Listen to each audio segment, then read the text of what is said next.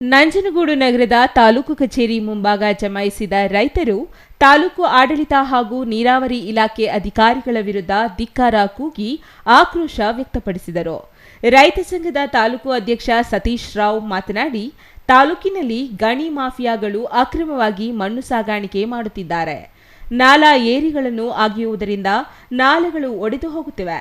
ಹೀಗಿದ್ದರೂ ಸಂಬಂಧಪಟ್ಟ ಇಲಾಖೆಗಳು ನಿರ್ಲಕ್ಷ್ಯ ವಹಿಸುತ್ತಿವೆ ಎಂದು ಆರೋಪಿಸಿದರು.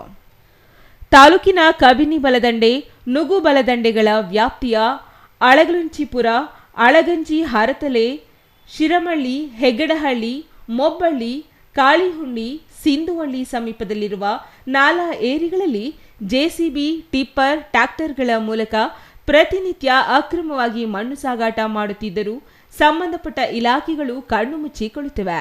ಅಕ್ರಮವಾಗಿ ಮಣ್ಣು ಸಾಗಾಟ ಮಾಡುತ್ತಿರುವುದರಿಂದ ಓಡಾಡುವ ರಸ್ತೆಗಳು ಸೇರಿದಂತೆ ಏರಿಗಳು ಒಡೆದು ಹೋಗುವ ಆತಂಕ ಎದುರಾಗಿದೆ. ಇತ್ತೀಚೆಗೆ ಸಿಂಧುವಳ್ಳಿ ಗ್ರಾಮದಲ್ಲಿ ಅಕ್ರಮವಾಗಿ ಮಣ್ಣು ಸಾಗಾಟ ನಡೆಸುತ್ತಿದ್ದ ಸಂದರ್ಭದಲ್ಲಿ ತಡೆಯಲು ಹೋದಾಗ ರೈತರ ಮೇಲೆ ಟಿಪ್ಪರ್ ಡ್ರೈವರ್ಗಳು ಹಲ್ಲೆಗೆ ಪ್ರಯತ್ನ ಪಟ್ಟರು ಎಂದು ಕಿಡಿಕಾರಿದರು. ಇನ್ನು ಈ ಸಂದರ್ಭದಲ್ಲಿ ಸಂಬಂಧಪಟ್ಟ ನೀರಾವರಿ ಇಲಾಖೆಗೆ ಕ್ರಮ ಕೈಗೊಳ್ಳುವಂತೆ ತಿಳಿಸಲಾಗಿತ್ತು. ಆದರೂ ಈವರೆಗೂ ನೀರಾವರಿ ಇಲಾಖೆ ಅಧಿಕಾರಿಗಳು ದೂರು ದಾಖಲು ಮಾಡಲು ವಿಫಲರಾಗಿದ್ದಾರೆ. ಕೂಡಲೇ ಕ್ರಮ ಕೈಗೊಳ್ಳದಿದ್ದರೆ ಮುಂದಿನ ದಿನಗಳಲ್ಲಿ ಪ್ರತಿಭಟನೆ ನಡೆಸಲಾಗುತ್ತದೆ ಎಂದು ಎಚ್ಚರಿಕೆ ನೀಡಿದರು. ಇನ್ನು ಈ ಸ್ಥಳಕ್ಕೆ ಆಗಮಿಸಿದ ಶಿರಸ್ತೇದಾರ್ ರಾಜುರವರಿಗೆ ಮನವಿ ನೀಡಿದರು. Kumar, CTV news, Nanjangud.